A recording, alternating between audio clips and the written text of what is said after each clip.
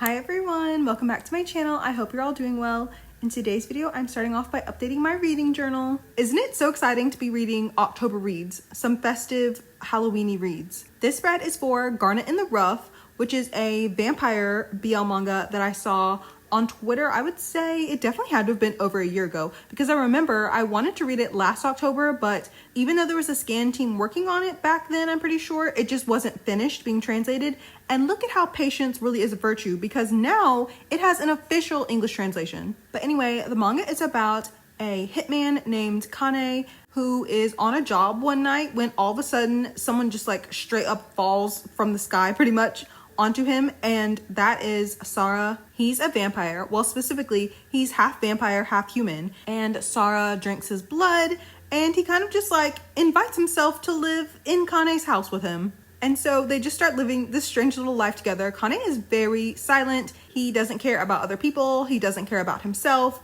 But as he and Sara live together and as they grow to learn more about each other, he realizes that, of course, he comes to have feelings for Sara. And because Sara, in turn, treasures him, he starts to understand that, like, he is something valuable. He is of worth, that he needs to look after himself as well. Both of them grew up very isolated from the world. Sara does not have any memories from when he was a human. And this is just volume 1 of a series. I did not know that until I finished reading it. So I'm wondering if maybe volume 2, there will be more backstory about who Sara used to be. Maybe he'll finally figure out his memories. But Kane was essentially abandoned by his mother, and he was raised by the man that he now currently works for. He's just like this old grandpa who gives him jobs. Both of them just felt very isolated from people in general, and now that they've found each other, they're starting to understand that they have a place in this world, and that place is with each other. Isn't that so beautiful? You know how much I love a story of two people just finding each other and healing. There's not much more I can say about the plot because that's kind of just it, but I will say the art is so beautiful. Even just the screenshots that I used for this spread, oh my gosh, the art is so beautiful, which is why I wanted to read this anyway. Granted, I probably would have read it no matter what because I love vampire stories and I have to read literally every single one of them, but the art is seriously so pretty. And like I said, I'm very interested to see what volume 2 will be about. I feel like, as I said, it would be interesting to see like how like Sara was before he became a vampire. Like, was he stolen away from his family? Did he also not have a family similar to Kane? Like, how did he even become a vampire to begin with? Because you do hear a little bit about his father, so to speak, the man that turned him into a vampire, and his brothers, the other people that his father turned into vampires, and they did not like him at all. He was essentially like outcast from them because he is half human. And I can kind of imagine they might like come back to play like a role in the second volume, like they're going to be causing some problems. But yeah, I guess we'll just have to wait and see. Also, since I have some time, I recently read a couple of other things and I didn't record making spreads for them because I just felt like my thoughts were so brief, but one of them was called 8 Times the Charm, which was a short blmanhwa, and it was so good. Specifically, the art was so beautiful. I know usually I talk about, you know, everything at the end of the month for my wrap up, but I've just recently read it, so I guess it's more fresh on my mind. But it was about these two college students who have broken up 7 times, and you come to find out why they have broken up so very many times. There was a moment where I went, oh, and then like in the next panel, the male lead also was like, oh, now I get it. And I was like, oh, we got it at the same time. But I really, really like the art style, and the author of that just came out with something else, which is why like that story was on sale on Legend. I was like, let me check it out. So maybe I'll get into that. But anyway, that was just like a very nice kind of college life story, and the art was just so beautiful. I cannot stress that enough. And then the thing I read after that was kind of a historical BL manga. The English title was Be Filled with Twilight, and it was about this man who was trying to solve the mystery of who murdered his father, and the man helping him do that was his old like trainer. It's not really just like historical fiction though, it's more like fantasy.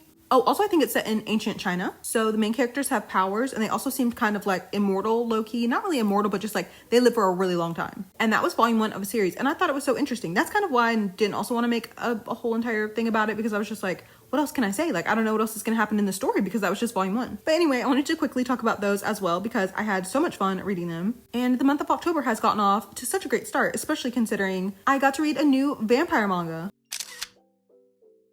The next spread I'm making is for my archive journal. I finally watched part 2 of Sakamoto Days. I've never read the manga before, so I can't really speak to like how accurate it was in terms of adapting that, but just as a show itself, I had so much fun. I remember when season 1 first came out, or part 1 of season 1 first came out, I think I binged maybe like the first 6 or maybe even 8 episodes at a time and then kept up with the other ones as they came out each week. It was just so much fun. For anyone who doesn't know what Sakamoto Days is about, there is this man named Taro Sakamoto. He was like a legendary hitman, but he retired because he met a nice woman and had a child, and she was like, absolutely not, you're not being a hitman, not in this household. But because Sakamoto-san was just so popular as a hitman, everyone knew about him, he's so legendary, all of these people are still out to get him. He has bounties upon bounties on his head, so he's always got to watch his back. And he just ends up taking in some various characters. Shin is kind of also a main character. He is a hitman. There's Lou. She's like the daughter of like a crime lord, kind of. She's from like that kind of like family, like an organization like that. There's Heisuke. He essentially never misses his mark. Like, what would you call him? Like a sharpshooter, I guess. And anyway, together, they're all fighting against hitmen that are trying to take out Sakamoto. And then there's also a bigger arc, which is, you know, of course, the bigger villain of the series. Also, let me start there. Can I just say, I think it is so funny, like how like over exaggerated all the villains are in the story. Like, just, they're so camp. I feel like sometimes in shonen series like this, it can lean into cringy, but like to me, they're so silly. But also so many people have really cool abilities that tie into their silliness, like Apart, the way he wants to know how people fit together on the inside, but that also translates to him wanting everything to look neat and orderly on the outside. And also his power being those strings, like the strings of fate, strings that tie you together. Like, I think that's kind of smart. And then the big villain of, I don't know if it's the whole series, but at least for right now, Slur. I don't even want to call him that. That is ridiculous to name yourself Slur. When I saw Slur in Gaku, I said, hold the presses. I feel like I love when the villains are humans, you know, like I feel like in a lot of series, they're just kind of like nasty monsters. And like, of course I'm not rooting for them. Like, ew, get them off my screen. I just think it makes the story more interesting when you can kind of like see where this character is coming from. At the same time though, I kind of get tired when there's not like a villain in a series or a story. Like, sometimes people are just evil. I don't need to, you know, sympathize with the villain. I'm very curious about his backstory though, because it kind of sounds like Sakamoto might have been in the wrong, and the JAA, is that what it's called? That they also might have been in the wrong. So interesting. I kind of feel like Slur is going about it the wrong way, but he's kind of like onto something. I feel like I need to call him by the name he was given by his mother. I think his name is Uzuki, right? Anyway, I don't know. I immediately was like, I need to look at some fan art of him and Gaku. Like, let me just see what the girls have been drawing. Oh, also speaking of drawings, I used to see, like, even before I knew anything about Sakamoto Days, I used to see drawings of Nagumo all the time. And I'm still so curious, what the heck is his power? Like, I'm sure somewhere within the manga series, there is some backstory on Nagumo, but like, I need to know now, like, what is his power? And also, that's another thing about the series that's interesting. Like, Shin, the reason he has his powers is because he was experimented on in a laboratory, but like, was everyone else just born with them? Speaking of powers, I liked Seiba. Was that his name? I've kind of forgotten now because that was in part 1. I think that's his last name, right? Yeah, because his little brother's also in there, Mafuyu. I'm such a big fan of being invisible. Like, I just think that's the ultimate superpower to have. I love that. That fight with him and Shin was so cool. I feel like I've also seen a lot of fan art of the two of them. Anyway, I really enjoyed the show. It has the wholesomeness of like them being like a little family together, but also it has so much action, and like, I love the mystery of everything going on. Like, even with just like the order, there's such like, there's such a cloud of mystery around them. My only complaint is that I wish Lou's power was something other than just like, when she gets drunk, she can like handle business. I loved this season though. I thought it was so funny. It was still action packed. There's still a lot of mysteries to solve. So many characters. I kind of need season 2 to be out like right now. The last spread I'm making in today's video is for my reading journal. I read volumes 2 through 4 of Gokurakugai. Well, technically I reread volume 1 first, but then I read volumes 2 through 4. I'm going to briefly explain to you what the series is about, and then I'm going to issue an apology, 2 apologies actually, and then I'm going to tell you my thoughts on the volumes so far. So Gokurakugai is a shonen series about these 2 people. They call themselves troubleshooters. There's Alma, who is 15, I think. And then there's Miss Tao, or just Tao. Alma calls her Miss Tao, so I want to call her Miss Tao too. They fight these nasty monsters called manga, and there's kind of a big mystery as to like how these manga are even popping up, like where are they coming from, who is making them, what do they want other than to eat people. So that's what Alma and Miss Tao get up to. Alma is half manga. He has this thing in his chest that when he pulls it out, It's kind of like this big like knife sort of thing. And he goes into like monster mode essentially. And Miss Tao is also a baddie. I think I said this last time I talked about the series, but there was a line where she said something like, fear's the first thing I killed off. She is so cool.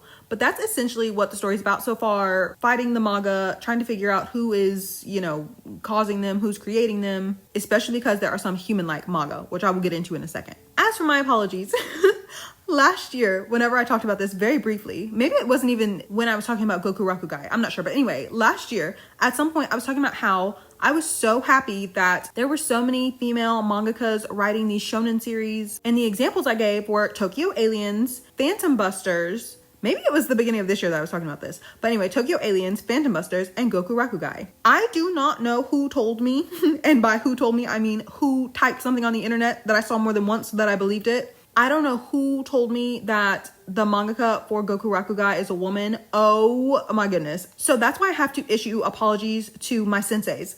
I have to say I'm so sorry to the author of Phantom Busters and also the author of Tokyo Aliens, because they would never. I only read volume 1 of this last time, so the women introduced in the series are all pretty normal within volume 1. And like Yaya is kind of wearing not really a skimpy outfit, but like a shorter skirt or dress. And I was like, well, that's just like her work uniform. Like it's no big deal. Then we get introduced to Nei and I'm like, oh, like she's a child and she also has on kind of like a skimpy outfit, but like whatever, like character design, I guess. And also there's kind of like the matter of like Tatsuomi, like, is that how you say his name? Tatsuomi? He is, you know, he's kind of an idiot, but it's like, in real life, this would be harassment, but like, whatever. It's for laughs. It's for giggles. It's a bit ridiculous, but whatever. And as I said, like Miss Tao was a baddie and Daria, I can't remember her name. Like she's just kind of a background character, nothing crazy. But then we get to Utsuro. I hope that's how you pronounce her name. And I knew. I said, this was not written by a woman.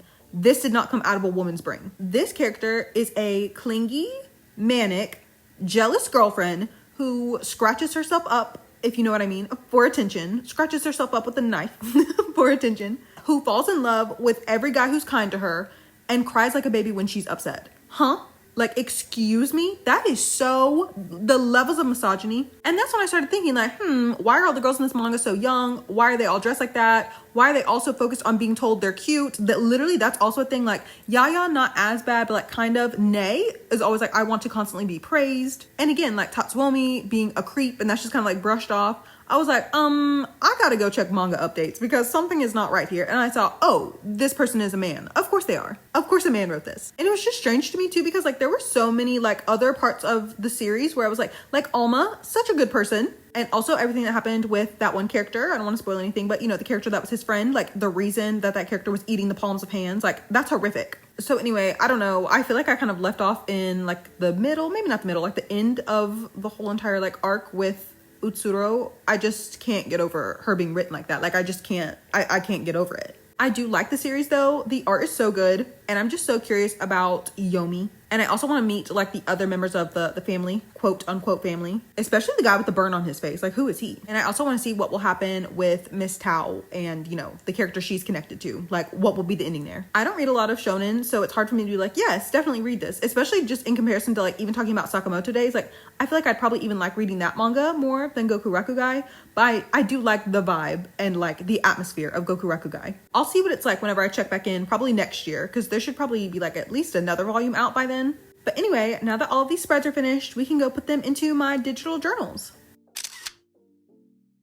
In my last video, I was talking about my like want to buy / October bucket list spread, but I hadn't made it until just recently. And so now that that's finished, I just wanted to mention it. I feel like it turned out cute, and I added some things I like actually bought to the spread. So I got some little like woodland creature pumpkins at Dollar Tree, which I thought were cute. And I also got a little ghost banner from Walmart, which I also thought was cute. I kind of did not need any more Halloween decorations. I feel like so often like overconsumption is spoken about in terms of like fashion and things like, you know, the Stanley cups or like makeup even.